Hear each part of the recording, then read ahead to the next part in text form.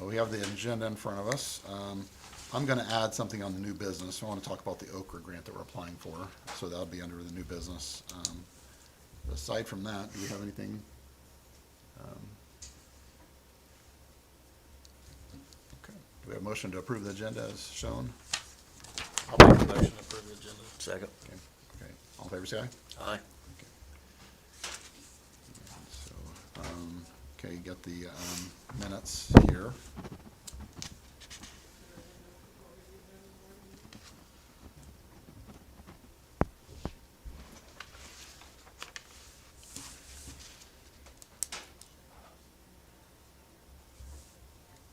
I'll make a motion to approve the minutes from January 15th meeting. Okay, Gary Cagle motioned. I'll second. Gary Lumenher second. All in favor, say aye. Aye. And, okay, we have department reports.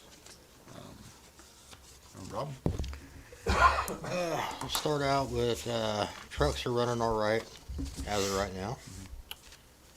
Sewer, we've had an issue out at the main lift station. The display for the main flow meter, which is this right here, it stopped working. Talked to the main sales rep for the company that supplied the meter, and that's what they believe the problem is. So went ahead and ordered the display. Should be here next week. That little guy right there is $530. Wow. So I looked it up online, found one for $1,500. So I figured I better go with the company and get it for $530. Okay. And it's something we need, so went ahead and ordered it. Okay. Just one wire plugs in the back, that snaps in place, so it's something we can fix. Right. Okay. They said it should be here in 5 to 7 days. Okay. So All right. hopefully next week we'll get it put in place.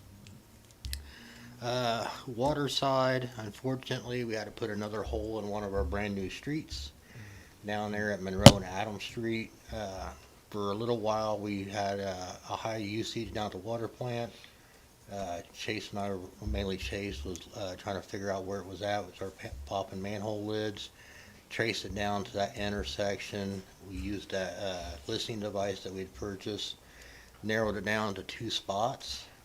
With Cam, we borrowed Rick Ramsey's mini excavator, dug up a spot, and found one leak. And then after we fixed that spot, found out there was actually about 10 feet away, there was a second leak. Back when the construction went through that area, they had placed, about an 18-inch concrete stormwater lateral from the catch basin, about maybe 3-4 inches on top of the water main. I think the settling and the weight just cracked it. It was a ductile iron water main, so it cracked it in 2 different spots. It's about 10 feet apart. We got that fixed. Instantly, our water usage dropped 40 to 60,000 gallons a day. That's good. So, unfortunately, the spot was 6 feet wide and 10 to 12 feet long. He had both them spots marked too, right on. Yeah, pretty it much was, right on it the was leaks within a couple with feet. that tool. He had them Chasing circled, Really? and he's That's like, great. "Well, it's either one of them." And we dug the one, and then it was right on the other one where it was too. If not, we would have probably had that whole big intersection where it makes that jog dug up, just trying to find where, because they crossed that water main in 3 different spots right there. So we would have just had to dig like prairie dogs. So it was worth the money then to get Yeah. that tool. Good. He's cut it out nice and square and popped out the Yeah, chunks. so it should It'll be a pave fairly easy. decent patch right there. Yeah, it's pretty smooth even now. Yeah. Good. I'm sure you guys have noticed the boring crews have been in town. We've had a few issues. First one was down at Main and Water Street. They hit a customer service. We stop at the customer meter, and about 10 feet away they hit the customer service. Chase was on call. I think it was January 31st, and they had hit the copper water line going to the customer's house. That was about 7:30 at night. Next morning, I was able to get a hold of the boring crew. They brought their back truck down there, found the issue, and they got that fixed, got the water back on for them. Last week, they called in the locates where they're going to be working. We had missed 2 abandoned meters. One was for a place that's been empty for longer than I've been here. One was for a house that got tore down probably 10, 15 years ago. And the meter pits had just been covered up with dirt, so they got missed. So when they come through, they hit the service line from the main going to the meter. The first one was in the 500 block of Franklin Street. We ended up having to get Ramsey's mini excavator, dig that up. It was a galvanized line, so we had to dig it up to the main, get that shut off. We ended up having to tear up the sidewalk. Didn't get into the road, we took a section of sidewalk out with that. The second one was next to Kathy Castellan's. That house got tore down there. That was 600 block of South Main. There was a valve right there by the curb. I was able to get that shut off, so we'd have to dig that one up. So that was with the boring crews. We've had an issue down at the water plant with acknowledging the alarms. Chase and Brandon with ESM, he's the IT guy for down there, they figured out it was the SIM card, because we use cell service for all the alarms. The SIM card for down there for the modem was like a burnout.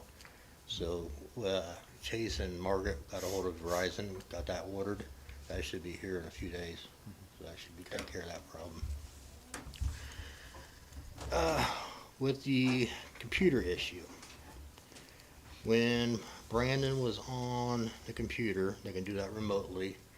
He's trying to figure out the alarm issue. He was also looking at other issues with the computer shutting off. Between him and Chase, they figured out it looks like the fan for the processor. So they went ahead and got that ordered. I think, which Chase was here, I think Chase is going to try to get that swapped out, so that'll save some costs on that. I did get a quote for ESM, that's the company that put the SCADA, the computer and everything in, and just the computer and upgrading all the SCADA part was about $29,300. And I do have an explanation, just take one, pass it around, of what that cost is, reason why it's going to cost so much. So it is just more than just swapping out the computer. There is a software called Win911 that runs the alarms, and it is outdated. It's kind of like if you had a Windows 8 and you got to upgrade to Windows 10 and 10 to 11. Just that software is around $7,000 or $8,000 just for that software.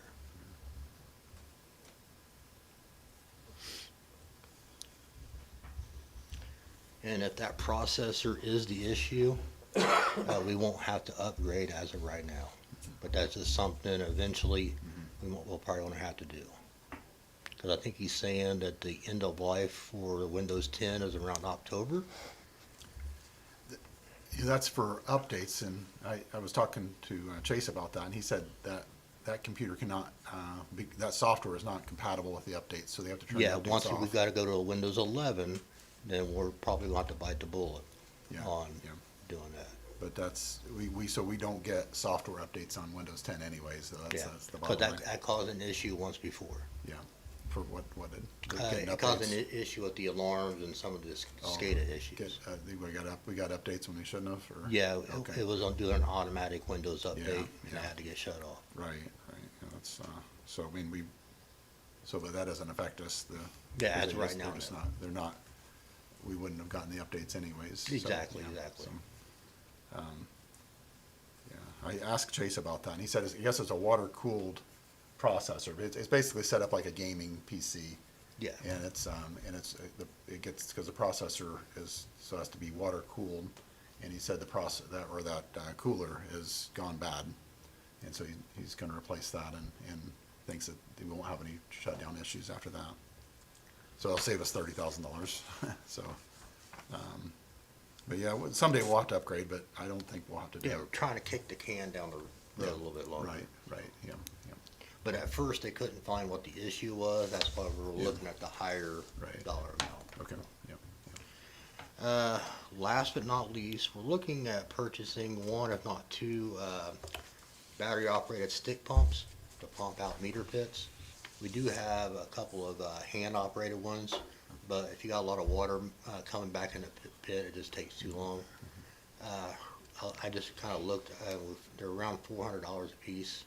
Of course, I'm going to try to see if I can find something a little bit cheaper, reasonably priced.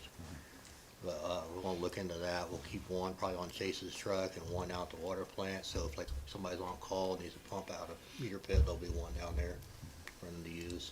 But I'll kinda look into that. Usually it's like a Milwaukee, powered one. I think it's like an M18 powered. Okay. Other than that, I think that's about it. Okay, all right. If anybody's got any questions. I think that's good. So, all right. Kim? Well, pretty much, still been working on maintenance stuff. We're pretty much slowed down on all that. We have had 2 snow plows that needed repairs after the last snow event we had. We had one light mechanism basically just shatter off, just the jarring and stuff. That was about $250 to get that replaced. And one of the wiring harness pigtail plugs, that was about another $130. We got them replaced, and those are fixed back up. Also, in the future, we're gonna have to put a new wiring harness on our other Ford truck we got. It's gone bad. It cuts in and out a lot, and that's about $300 to get that put in, but that's for the snow plows. I'll probably try to do that next year. I think we can make it through this year and not need it. That's with the snow plows. We did cut down the weeping willow tree down at the Fireman's Park. We got that all cleaned up. The logs are still down there because it was gotten muddy, and we just left them down there until it either freezes up and dries out or something. But we'll try to get that. I think it's gonna get colder next week, and we'll try to get them out of there. They're all cut up. Got all the stumps ground out. We did all the Huntington Street stumps, and we got all the ones down here ground out. I think there was a total of 36 stumps. Got them all done. We ended up renting a machine that mounted on the front of our Bobcat. Got that all done in about a day and a half, 2 days. Got that all wrapped up. Been working on painting the bed of the dump truck. It is the only dump truck we do have right now that is operable. And I did call to get quotes on, just see what it would cost to get that dump bed replaced. And they were talking around $20,000 for just the bed itself. Is that something we could spray with a Rhino spray? or Well, something? that's the problem. They did that before, a long time ago when they had bought it, before they bought it, and it trapped the rust in, and it just rusted Yeah, I from the think they inside put out. bed liner over the top of the rust. They didn't do a good job. So It's they're grinding it it's off. getting in bad So shape. can you, can we get aluminum dump bed? I mean, we could, but you're talking more money. I was looking into potentially looking into getting a new dump truck, something that's heavier, because that's limited at 4.5 tons, 5 ton, and Yeah, you get over 5 ton, it really. it won't hardly lift Yeah, it. It's right. electric pump. It's not a motorized hydraulic pump, and we're gonna definitely need to be looking into something that'll hold 10 ton. If we're doing like a water leak and you start putting wet mud on it, we gotta kinda sit there with the control and see if it lifts before we It's take kind of a off. pain in the butt. You're just constantly having to dump it, and it's nice for what we got, just small stuff, but we do definitely need to be looking into a bigger But one. we've gotten out to our dump site and had to come back, but there's too much on it. You have to take it back off, go dump, then load it back up. They make a few that are in the weight class of non-CDL that will still haul roughly 10 ton. They're right on the threshold. I know there's a place in Bern that's around $68,000 for it was a 2017. Yeah, I think it's a little. It was a 4 to 750 that would haul roughly that 10,000 or 10 ton range. That would be beneficial to us, one day. But working on the dump Well, bed. If we're looking at used ones, you may get on that Gov Deals thing. That's where we sold that stuff and see if they have anything too. Yeah, I never really thought about taking a look on there. Yeah, I mean, I just want something that ain't rusted out already, that's in good shape, low miles. I think that one they had was pretty low miles on it. And it already had the center dump, the center gate in the middle. We can utilize that for our patcher and stuff to shoot gravel into it. Been working on that. He's got a little paint left to do on it. I mean, we're just trying to keep it from any further rusting. I'm probably gonna have to put a new bed in it, weld a new sheet bed in it here probably next year. That'll be $1,000 probably. That's just a metal. I'll weld a new plates in it. Finished up all the LED lights over here in the EMT building. Got new lights. Took all the old down. Hung up the new 8-foot. I think we put 9 of them in there. It's a lot brighter. Finished up the wash bay over there. I think we got Chris a power washer ordered over there, and he seemed to like that a lot. And Ordered it just for me. well, we use it too, but I think the cops like it too. Always seeing was it Jarvis in there? I've already told him to split the bill between Police department and That's the right. police department. Yeah, that's it. Nice try. Yeah. But got that all finished up and done. Did a few small repairs on the police cars this month, not nothing too substantial. We did add some extra bracing down there at the Fireman's Park on the railing. It wasn't as strong or beefed up as I wanted it to be, so I got the metal fabricator, the guy in here, he made some nice brackets, powder coated them for us, and I got all those installed down there, and it beefed them rails up quite a bit. We're gonna look at maybe putting an extra, maybe a stopper, like some kind of concrete little pillars down there to kind of help debris, like any floating logs or anything going down river to kind of detour it from that deck. Just, I've seen logs and stuff floating down the river when it floods down there. We've salted 5 times this month so far. Total is around 16 ton. That's just give or take 16 to 18 tons. We've done that. We just miscellaneous work, keeping up on everything, and about it. I did get a guy in here to get quotes. I got 2 guys quotes for garage doors repairs. I got Fisher's Doors out of Bluffton and Fairmount Door out of Marion.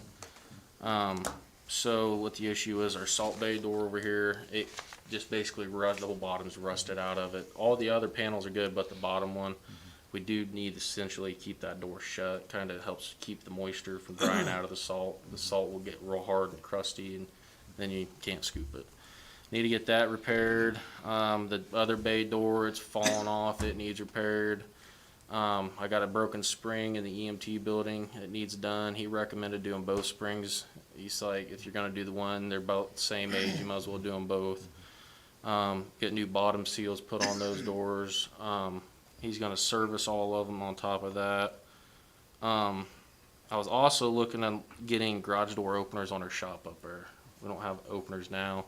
We have some chain openers, but a lot of times they fall off the wheel and they just kind of are a pain in the butt to get done. So for all that, Fisher's was at $7,680. Fairmount Door was at $9,100. Fairmount wasn't gonna do. They won't do the Salt Bay either. That was without the Salt Bay getting finished. Fisher's, that was with that bottom panel completely replaced, getting that done.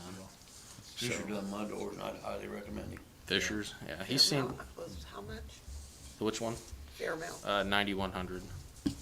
Fisher's was 7686. I would recommend getting it all done. I mean, it'd definitely benefit the shop having door openers and stuff. And that was with adding 4 new openers over here I was gonna give the police department some just to have in your cars, and It's just mighty kind of you. I wanna worship. hey, that way you ain't gotta get out. You can just drive right in. We only got 1 opener for that, and it's usually in the tractor or the salt truck, so we can just pull in when we're done.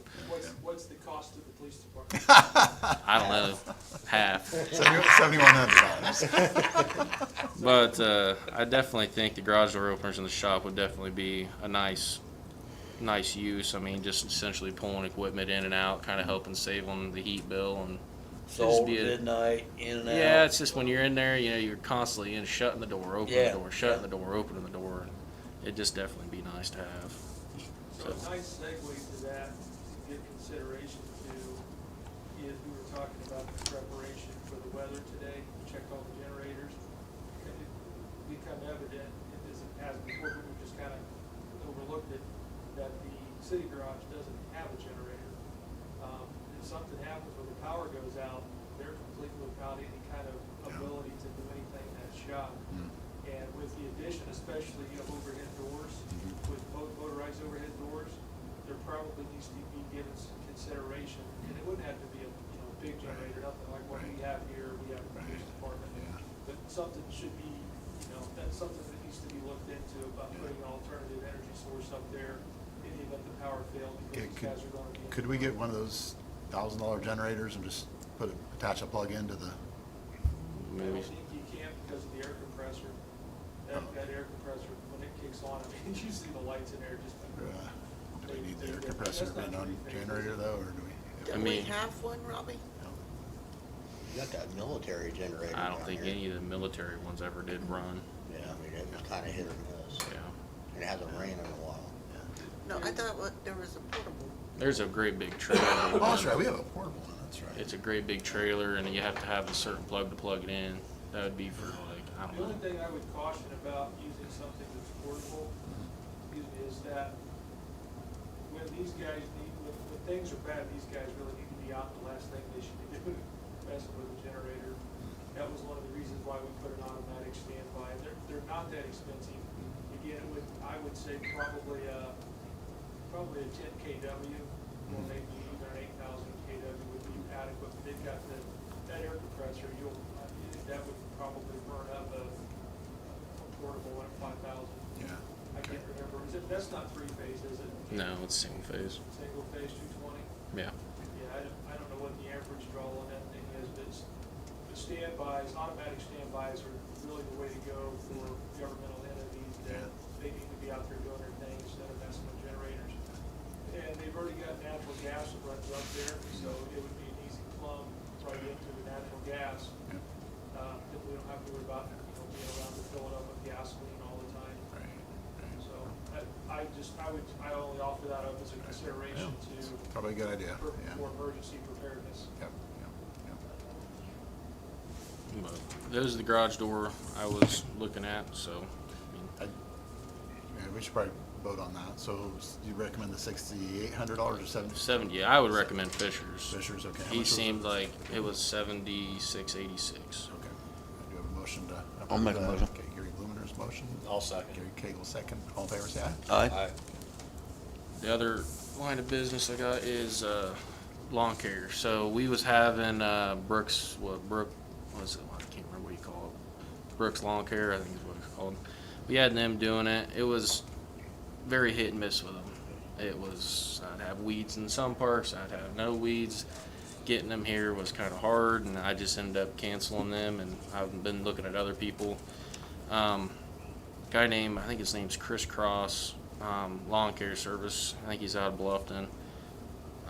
He did, I think, some stuff out here at the Ball Diamond. He sponsors them and stuff, and I got a hold of him and had him come in here, and he gave some estimates and stuff, quotes for all the, essentially all of our downtown parks, police department, city hall, our airplane park, our Baldwin Park, and Ball Diamond. There's just tons of parks we got that people don't even really realize we have them, but they are. For all the downtown stuff, the gazebo park, all your Main Street intersections, your High Street intersections, your Green Street intersections, your Windsor Street, we have one there. A few others was $1,944. That was giving you 5 applications a year. When we was doing Brooks, it was only 2 applications a year, and it was a total of like $1,200 for everything. Seemed kind of cheap to me. I know we used to get ours treated, and I think it was like $300 an application. So that was for all the downtown parks. To get the city hall done, our shop done, yard done, the water plant done, the police department done, was $675 for all of those properties for 5 applications. And to get the airplane park done, and the fireman's park done, and the Ball Diamond, for a total would be $5,289 a year. I only got one estimate right now. I don't think, there's not a whole lot of people around that do it. I think there's a guy named Ian Miller that does it. Guy seems pretty good, and I've looked at his lawns, and they do seem very nice. This would be weed and fertilizer, Ball Diamond would be everything inside the fields and around the perimeters of the outside of the fields, around the concession stand, some around the softball field. It wouldn't be where the disc golf course is. That wouldn't be included in that yet. But that's something that we need to be considering, if not vote on. I don't know if you want me to get another bid on it or what you guys are thinking on that. I think it's a pretty good bid. Do you have It'd any be a thoughts? total of $7,000, I think, roughly. I mean, I know I don't like to see weeds in our city properties and city lots. There were so many weeds. We were talking about this last summer. It's just frustrating. It's like you go out there, we've been paying for it, and it's like we still have weeds, and it's just not, it doesn't Yeah. look nice. And so I would recommend we do this, but do you guys have any thoughts, or do you? I'll Make a motion. Okay, all right, Gary Bill moves motion. I'll second. Gary Keg will second. All in favor, say aye. All right. That's all I got for now. All right, good, thank you. Thank you. All right, Okay. Chris?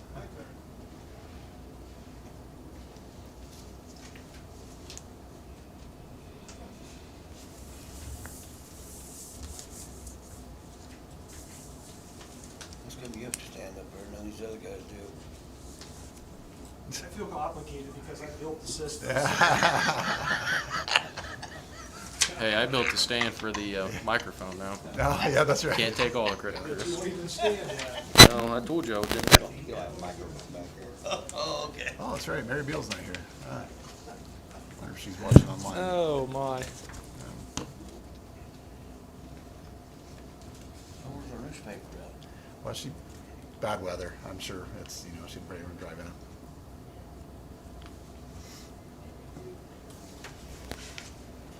Well, good afternoon, everyone. It's good to see you, and I don't know, maybe I've mentioned this before, but I feel like I'm starting to get at the age, and I'm just feeling good to see it all. Yeah. So, at least I'm not sick, Yeah. Yeah.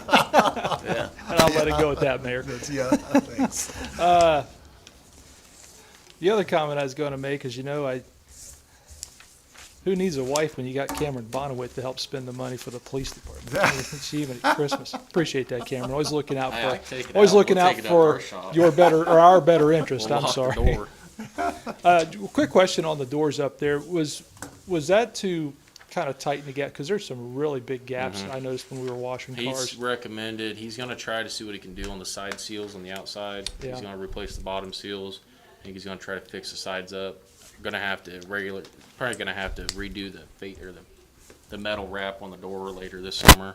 Yeah, I just noticed that's got to be a It's huge all energy chewed up loss. on the edges. He's gonna do what he can to seal it up. Yeah, I mean, we're talking, 2-3 inch gap there. We're talking huge energy loss with the gaps in those doors. So, and natural gas is not getting any cheaper. So that was one of the questions I had about that. Looking at the call reports, does there anybody have any questions about any of those stats so far? Gotta love Norfolk and Southern. Their timing is always impeccable. Yeah. Anything stand out you want to point out, or? No, not really. Just another day at the office. Yeah. Okay. See, Great, our doing our his new job. Officer Jarvis is. Doing well. been He's doing- hit the ground running. Yeah, is it good? Good. He's doing his job, isn't he? Yep. He's doing well. He's meshing right in. Good. Good. All right. Well, if there's no other questions on that, I'll get started. My agenda's only about 4 pages this month, so I'll try to keep it brief. Highlight on the new officers here. Craig Jarvis. Craig's trained a couple of weeks with me on day shift, and just because of his experience in the past, there wasn't much that he needed to do on the learning geography. Being a former officer in Blackford County, he's versed with what the prosecutor wants to see in paperwork with cases. He's was somewhat familiar with Montpelier's general layout overall, as he spent some time here, he said, as a kid. So he felt confident and comfortable going out, and so we've assigned him to a shift, and that's what he's doing now, as a matter of fact. So he's doing well. Good. And we only expect things to get better as it comes. Justin Heath, the second officer that we have given a conditional offer of employment to. Justin, last week we completed the 40-hour pre-basic course for him, which is a requirement before he can even be sworn in as a policeman. The only thing left in that 40-hour pre-basic course to complete is the firearms section where he has to go out and qualify. We were going to do that today. I almost decided to go ahead and let him do it just to test his resolve against Mother Nature, but we would like to keep him around for a little while, not run him off before he's even sworn in. So but he's doing well. Once we get that done, we'll make our way down to Indianapolis, get his uniforms ordered. But we don't have to do that before he's sworn in. We can swear him in right away once he's completed once the whole entirety of the 40-hour pre-basic is completed. We can go ahead and swear him in, and then he'll resume a field training position until we can get him through the academy. And my hope is that, that the gods of the academy will bless us with the opportunity to send him in April. Do you have the agreement that you could pass around that? You've got copies. So, yeah. We need to sign that too while everybody's here. Get a reimbursement agreement for his training, so if he left before 3 years, so.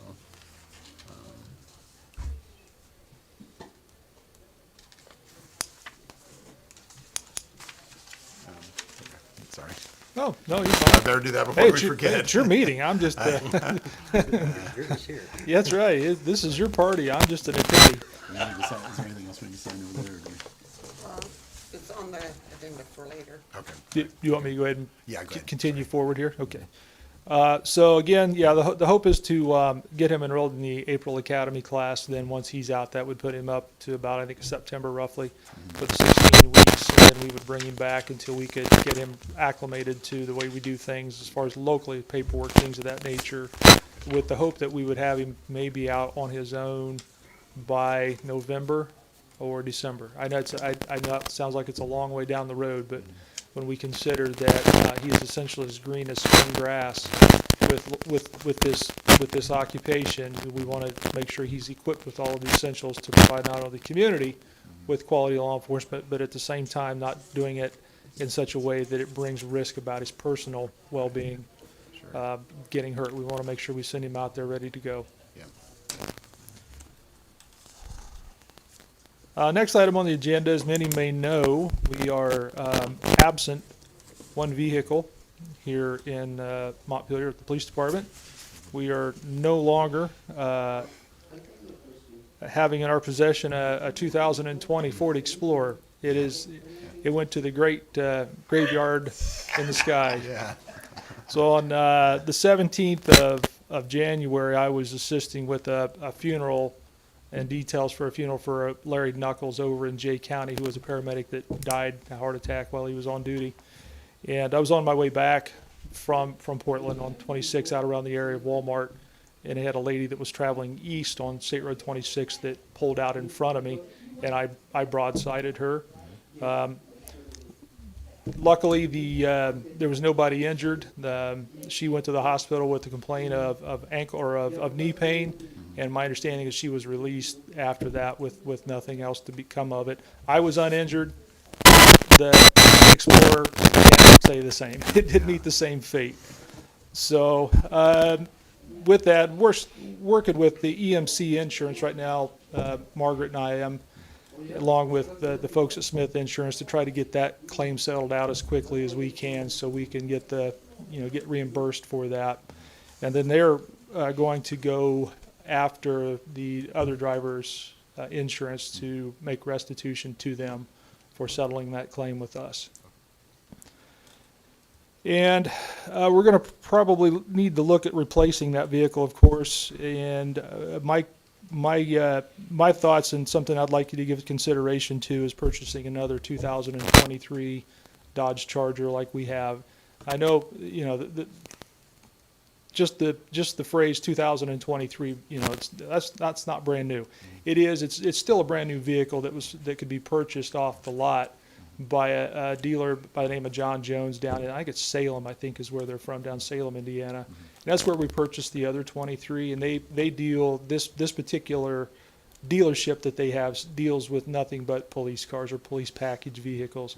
So in 2023, which was the last model year for the Dodge Chargers, they bought a huge lot of them, knowing that they would eventually sell them. And they still carry a full car warranty that we would have if it was a new one, or as it was in 23 when we bought that, because they've not been activated or put into service. I did get a quote from them, but I wasn't ready to bring that to you at this point, along with the upfitting for new lights and things like that, until we got what the settlement was going to be on the other one, and I thought that would give us a better idea, and so I wasn't really ready to present that to you today. I was hoping to have everything settled by then, but obviously it's just taken a little longer than I expected it might. So hopefully by the next Board of Works meeting, we'll have some more information to be able to bring to you, and we can in the meantime, maybe if there's any thoughts on, what to do in replacing that vehicle, we can entertain that maybe before the next Board of Works meeting, kind of have some ideas to toss around at that time, if that's acceptable with the group. So I don't know why I'm looking at you, Cameron. No, You're not a voting member. You're like me, you're just an attendee at the mayor's ball, so that's just the way it is. As we talk about vehicles, the 2010 Crown Vic, while it's still running well, mechanically very solid, the body's starting to show a little bit of age, and we probably need to look at the body work done on that. Again, I don't have any estimate for quotes, guaranteed for that, but maybe some holes that just need to be patched. I think it's still got another 2 or 3 years at least of service in it, and it would definitely be less expensive than buying a new car. Right. So, Mr. Bonowit, if you got something you would like to, I could just see it on your face. I'm saying our trucks are full of rust. Our floorboard's falling out. We got a plywood holding up our salt truck right now. If not, your foot's going through the floor. He's worried about a little rust popping out. So what you're telling me is without the salt I'm truck, here ain't giving nobody my getting around. spiel about the Crown Vic, you're finding no sympathy for me. Is that what I'm picking up here? I'm just saying. Yeah, that's a good idea, though. I think getting it fixed and It's still a good car. It really is. It's not, it's been paid off for years. It's served us well. I mean, yeah, we've put some upkeep and, maintenance and things like that into it, and replaces pieces and parts. But still, we've got far less in that vehicle than we would to have to buy a new one to replace it. right. So that would be my, and with that, I won't belabor the point, but I'll work on getting some estimates and things like that to get it, to where I'm not talking where it's going to last 20 years. Right. Just enough to get us by where we think it's going to be, economical and feasible to do it in place of trying to find a car. Low shelf plywood. I was gonna say, can of spray foam and some Bondo. There you go. Chris don't want to hear that. I'd be a used car salesman. And I'm praying for you, Cameron.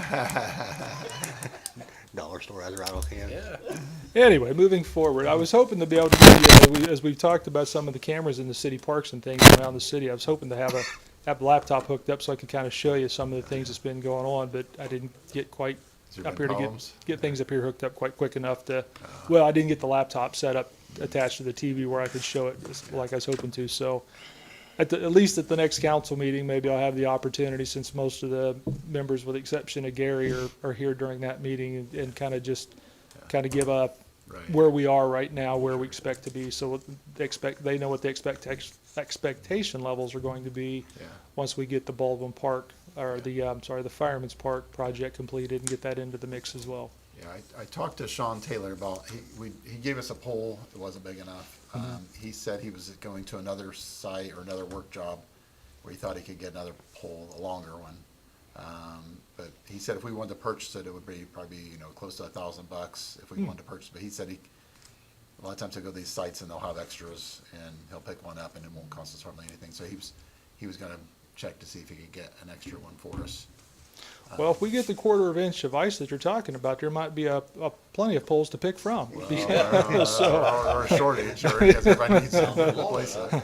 I'm thinking optimistically, Mayor. Work with me here.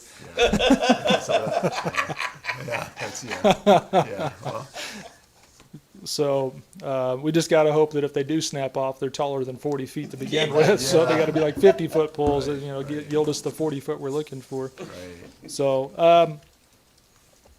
So yeah, with that, I mean, obviously the weather's kind of brought things to kind of a crawl on that project down there as we're working through the telephone pole, and then the stylist who's actually putting in the camera infrastructure for us, as well as Cameron Bonowit, who's going to put in all of the electrical and hook most of that stuff up for us. So things have been kind of brought to a very slow pace. We're still trying to move, as forward as much as we can with consideration to the weather and other things that are more pressing, throughout the city's business. But we're still keeping it, within the peripheral, so we're not losing sight of it. Report on the fire department's new radios, which they did take delivery of. It's probably been about a month ago, and it's been kind of a process working with the fire department to determine what channels or who they want to talk to on them, because it's a very feature robust radio system, and they just had to kind of let me know who they wanted to communicate with so I could program them in that fashion. And last week, I was able to take the 15 of them to the fire department and transition those radios into the hands of firemen now. So they do have those in use, and for all intents and purposes, they seem to be pretty happy with them. Good. So there might be some minor tweaks here and there, but overall, they're very happy with the purchase, and they've used them several times since they've had them to communicate with the Wells County Fire Departments when they go out there to do mutual aid with them. And it's serving the purpose that we intended for them to do very, very well. To kind of tandem on that project with the radios, we're going to probably start within the next couple of months working on the repeater infrastructure that we had talked about, which would be the second phase of their communication system that would be here at Montpelier.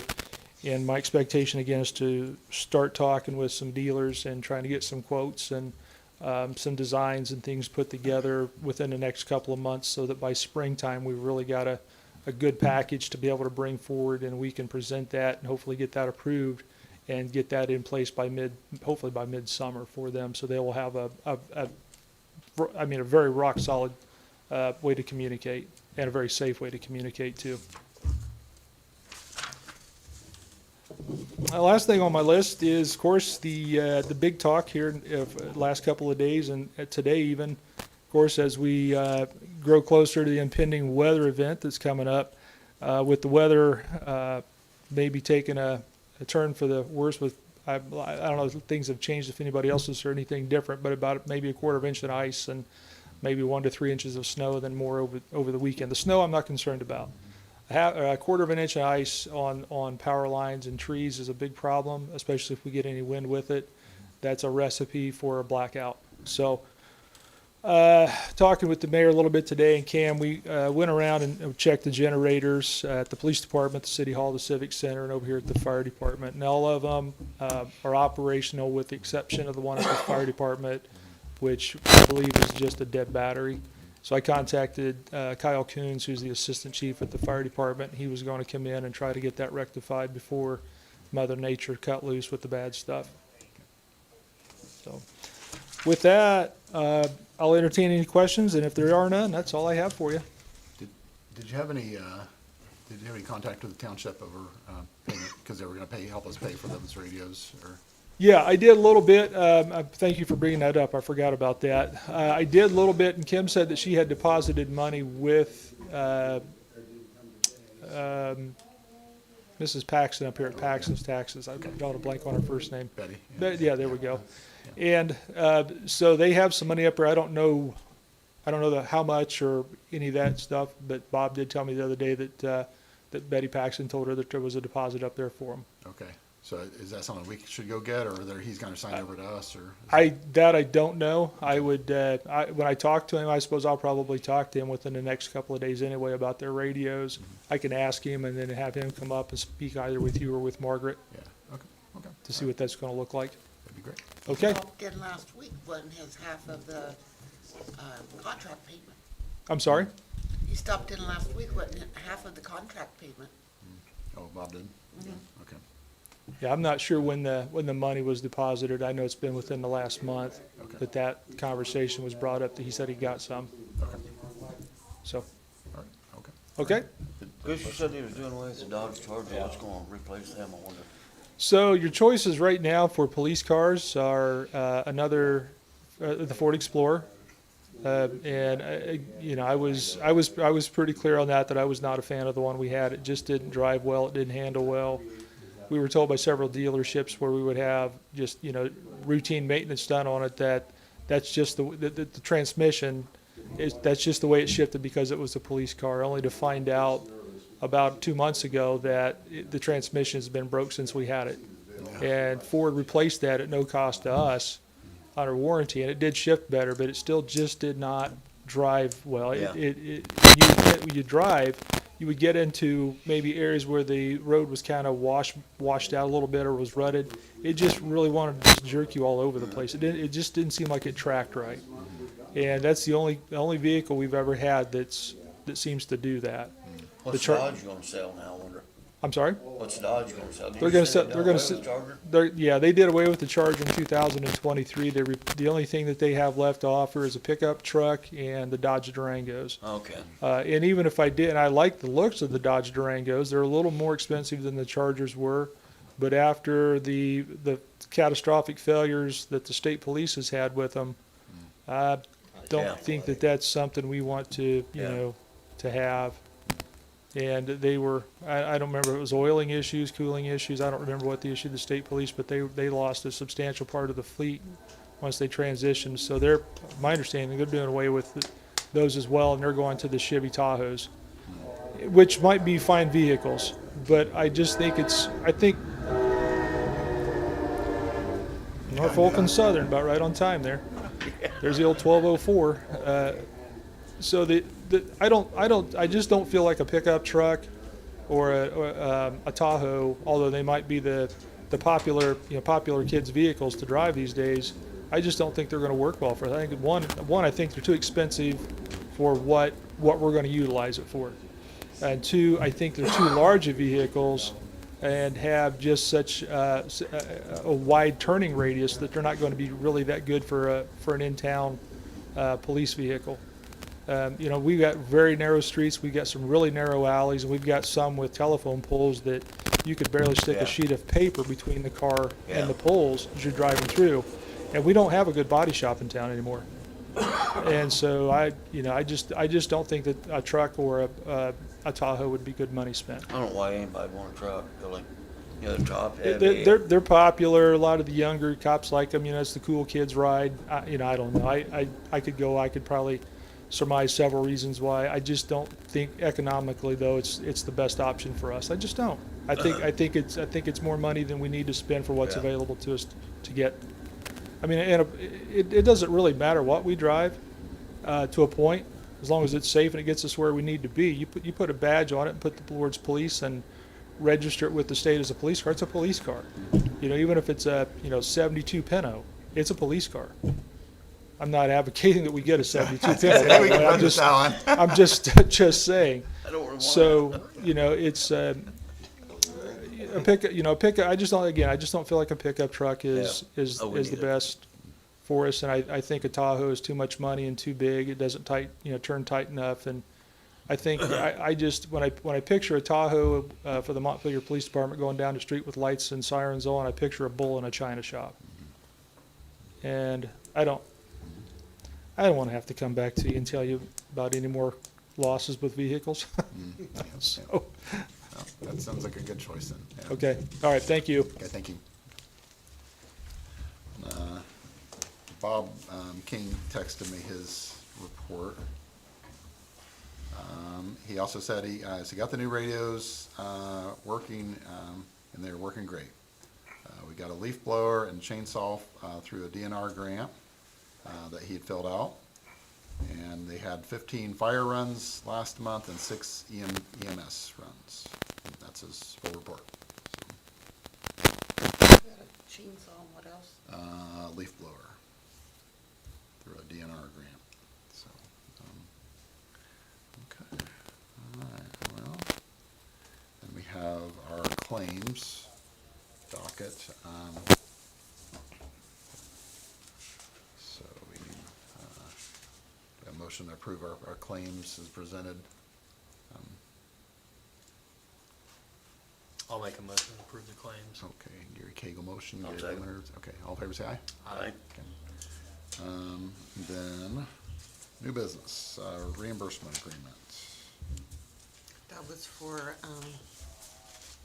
Mr. Oh, yes, oh, okay, you got it on the agenda, oh, okay, well, I didn't, okay, well, with, Independent Contractors. yes, okay, we've already signed the reimbursement agreement with, Justin Heath, who's basically, it says, we'll have about 9 months of training in there, and so if he leaves within 3 years, he'll reimburse us for the cost of that, so he had no issues with signing that.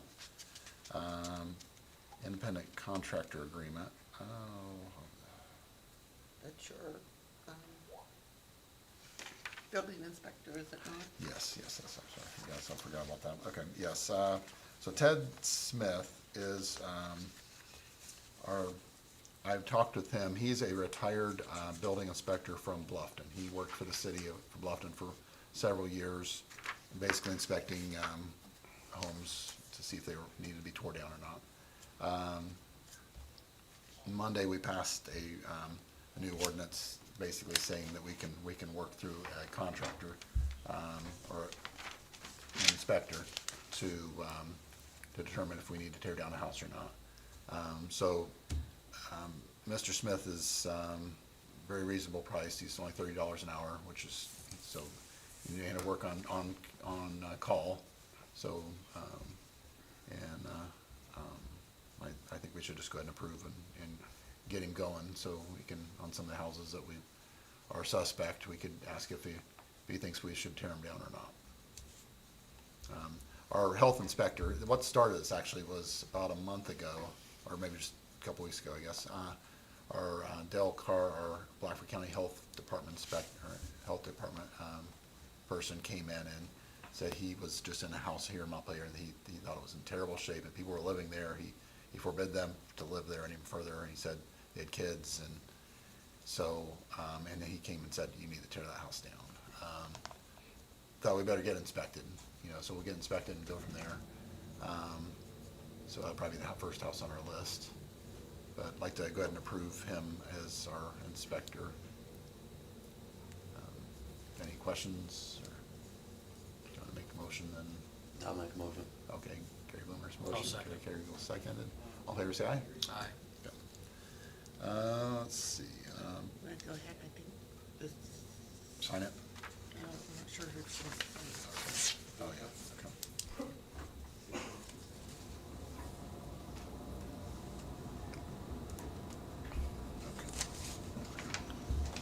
You send those with, back in the minute. All right.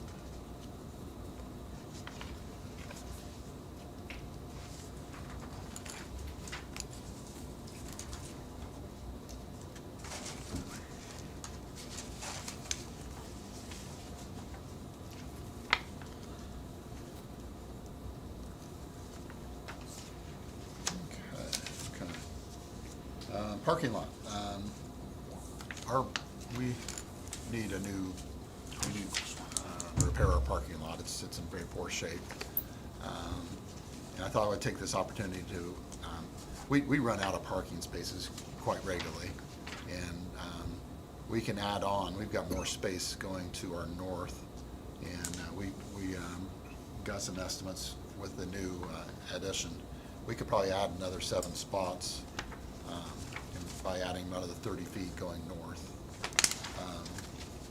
So as to give us, for meetings and such, this would be really nice to have some extra parking here.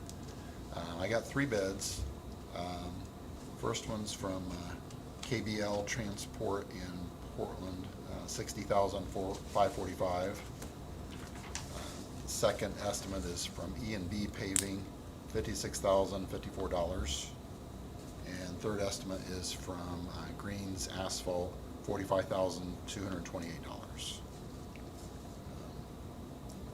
Cam arranged all those bids. I appreciate that. Is that with the addition on there? 'Cause I know some of them Yeah. left the addition out. No, he's got it on there. Okay. Yep. So I'd like to just make our parking lot look nice and professional, and also just make that addition so we can have more parking. Who owns that now? Who owns that ground? Oh, we own it. It's Yeah, our It's ground. an alley easement back there.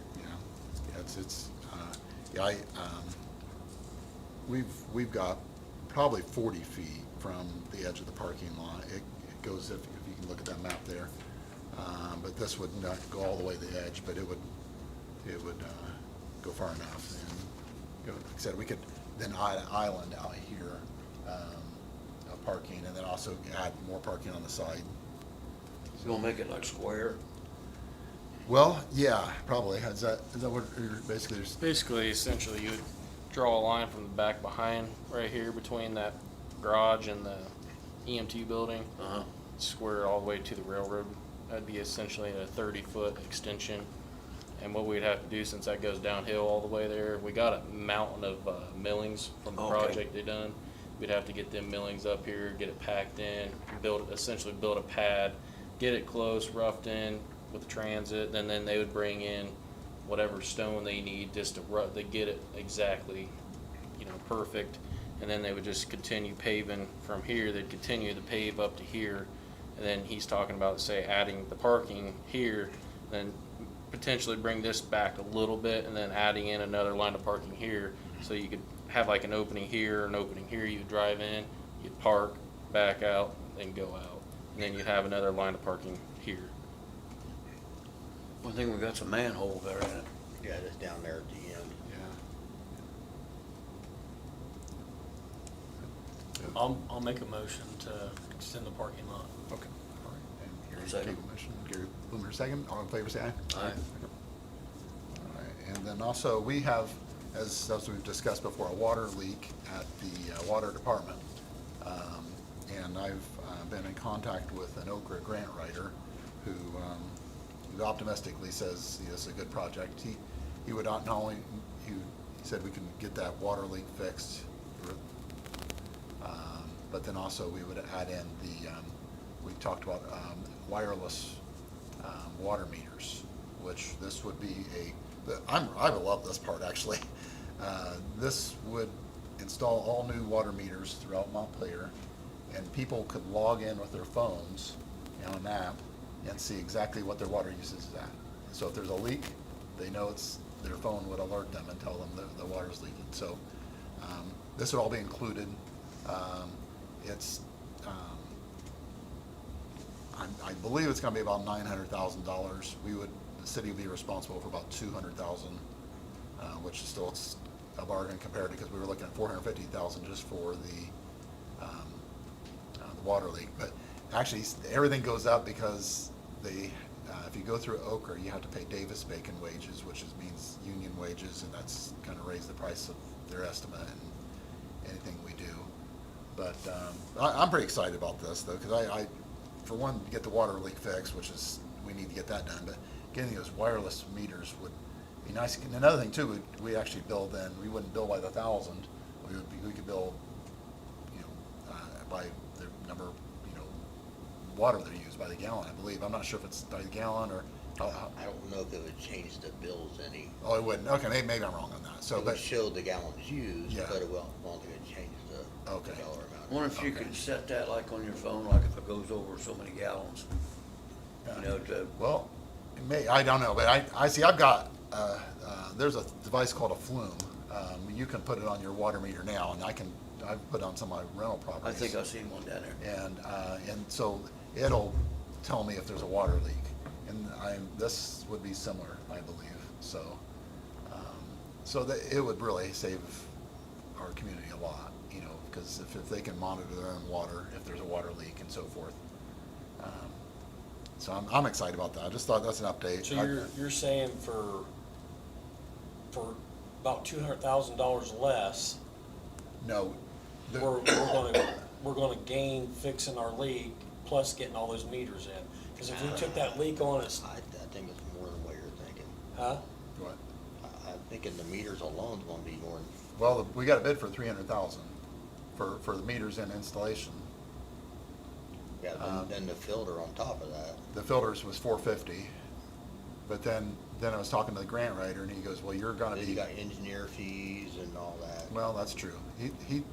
I asked him how much the city would be in. He thought, he gave me a guesstimate. His guesstimate was 200,000, so that's how much the city would have to pay. So if we got the grant, we wouldn't have to fork out the $456,000. Right. We'd just be forking out 200,000 Yep. and would gain a fix on the leak Yep. and the meters. Right. Gain the meters. Yep, Okay.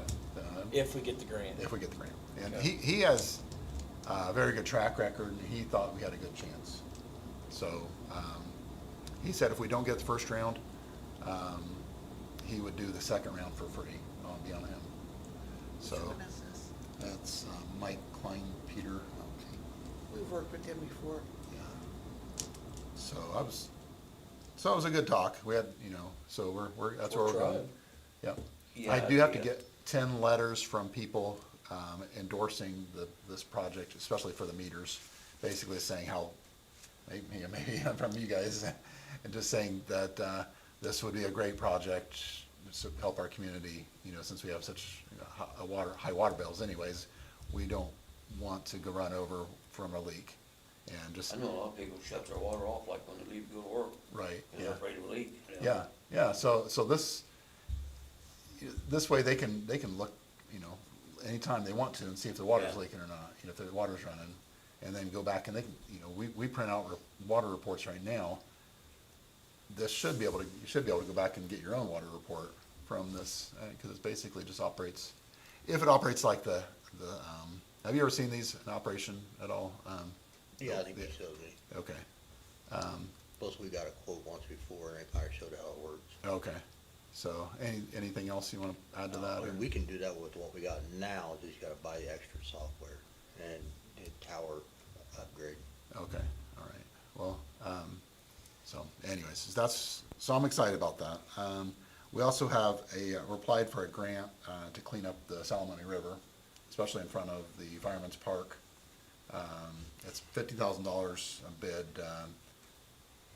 that'll clean up there's a lot of sandbars, a lot of debris, that needs to all be cleaned out, and then on the banks, there's things that need to be cleaned out and so forth. So we would be responsible for 15,000 of that. But that would be really nice to have a clean river going through there, because there's a lot of debris in that, if you ever go down there. Would that be removing that concrete bridge pillar? No, I don't think so. We need to get that removed before about anything. That always snags all them Oh, logs really? right there when it Yeah. floods, and then it just starts there, and then it just keeps backing up. Yeah, well, there's a Till we big get- sandbar right in the middle there. I think it happened. I think that that would be sandbars there from just essentially the logs and stuff, and the Yeah. water's just Yeah. agitating there, and it just pulls in that soot all the time. We need Yeah. to get that removed, and I think it would probably stay clean for Yeah. forever, essentially. Right, That old bridge went through there. yeah. Does that specify only cleaning out logs, or is it, okay, we're gonna clean up the river? So for us, what Cam's saying, clean up the rivers, take out that concrete. Without that Yeah. concrete, Yeah. it's Yeah. just gonna keep happening essentially every year. I mean, Yeah. does it No, it- specify? No, it does not say that. It's gonna take that big concrete thing out. I talked to the grant writer, he said that it's gonna take out that sandbar. He said, it's gonna clean up all the wood debris that's already there and clean up the banks. But, yeah, You about have to blow that thing out of I was there. gonna ask you about You that. about have to blow That'd that be- concrete out of there. I don't think there's an excavator that'd rip that out.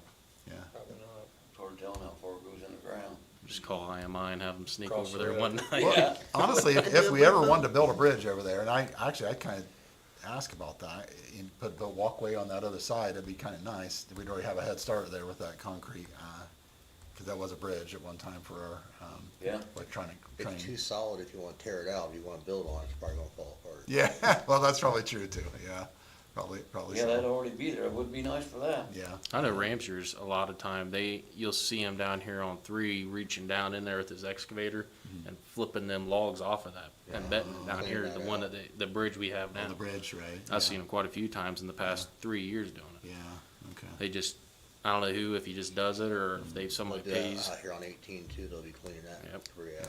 They flip them logs so they don't keep creating problems over the years. Yeah. Okay, unfinished business, we already talked about the computer software. Anything else we wanna talk about? I do have a question, just out of curiosity, and maybe this is more of a question for Chris, but Yeah, I'd be So- happy to try to blow that thing out. Yeah. The question was- Can't run. we'll backtrack farther than that.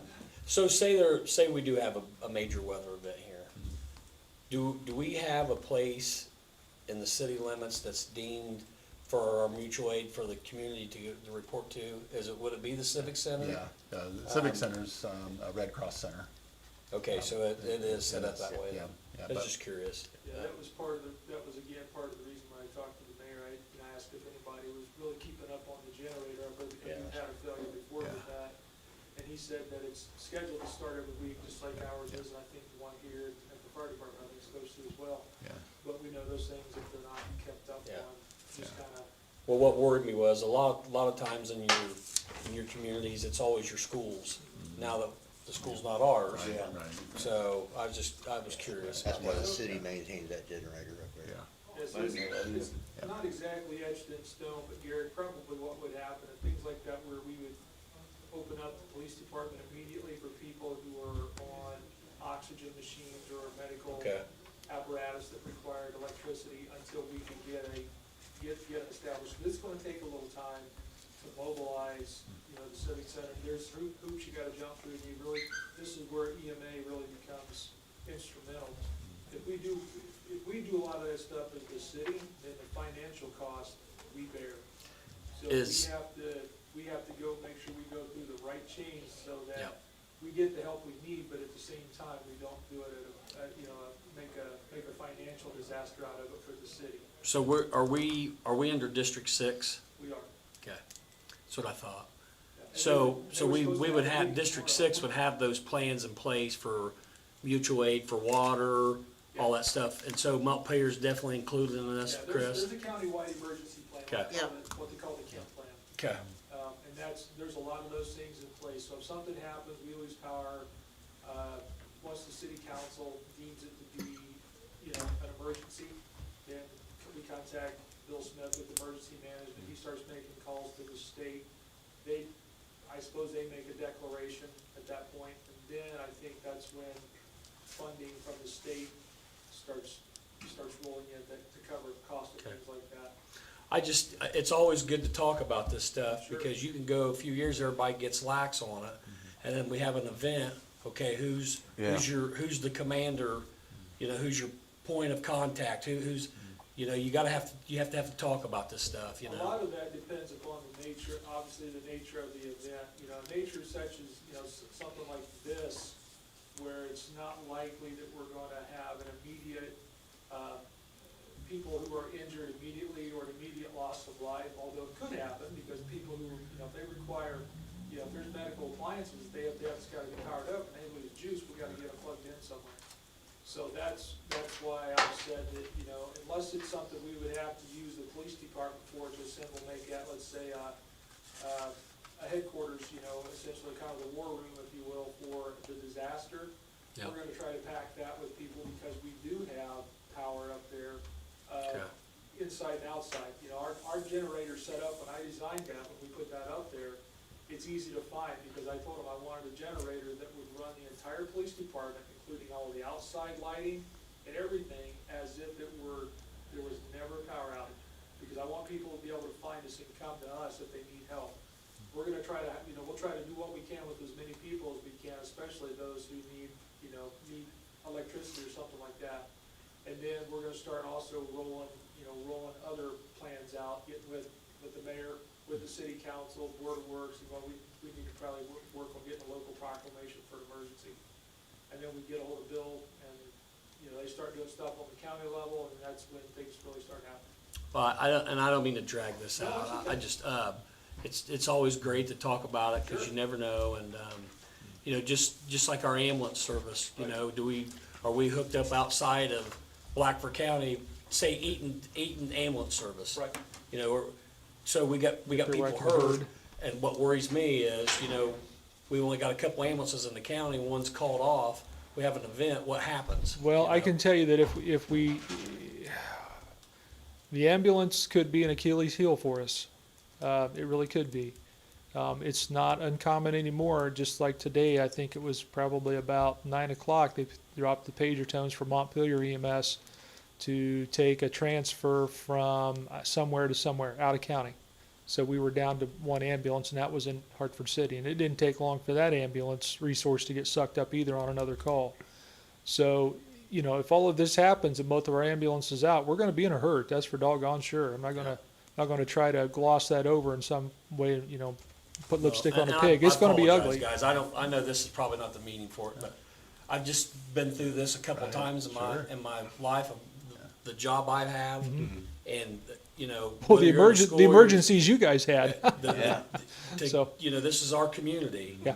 So I just, we need to cover our bases, and if you don't talk about it, and you don't bring it up, and then when it happens, everybody's running around, oh my gosh, what do we do? Yeah. If we talk about it and work on It's it, better now than when you yeah, need it. it's just, it makes life so much easier when you have a plan in place and people knows who's going where and who's doing what. Well, just merely for the fact you're talking about it now means we're better prepared today than we were yesterday, because we weren't talking about it yesterday in this group. So talking about, communication is the key. Who does what, when, where, and how. And so, but there are some things in place. And again, if something like this were to happen tomorrow or tonight, it's not like we're going to be dealing with the same kind of things we would be dealing with a tornado or something, along that lines. I'm not saying it couldn't be any less devastating, because it's going to get cold. It's going to get cold, boys and girls. It's going to get cold, and we need to find some place to put people at where they're not going to die from hypothermia or exposure. And that's again part of the plan. So, and I'm glad you brought it up, because it gives me the opportunity to say, if something like that happens where the power goes out, we're employing people who require medical, appliances such as oxygen machines and things like that to get in contact with us, so we can start early trying to find ways to get them hooked up so they're not without those devices. And then we're going to start moving on to mobilizing more resources, and again, probably to the point of using the civic center and things like that. So really, in a nutshell here, the police department and the civics, we have 3 places in our community we could Yeah. utilize. It's Now, great. now I will say the caveat to that is the police department, I don't want to give the illusion that we're going to use that long-term unless we have no other options. The goal is that's just the staging point for some of those folks in the interim of getting something larger with the same capabilities like electricity for their devices. We can get them moved out of there, because we want to open that up in the event that we would have to open up an emergency operations center. The police department or city hall, which also has a generator, would be the place to do that. And those are plans we could make as the situation facilitates or needs. And you have the volunteer fire department, they'll be here. Well, God forbid anything happens. Yeah, but I agree. If we don't talk about it, then we get caught with our pants down. So, But we're a community short on resources in some regards, and the ambulance again is one of those bottlenecks for us. That's where we as a community really have to try to look around and resource those things ourselves locally, buy local, so to speak, when it comes to those services. Because we can just right now, it's sunny and 70 degrees, and all of a sudden a storm comes in.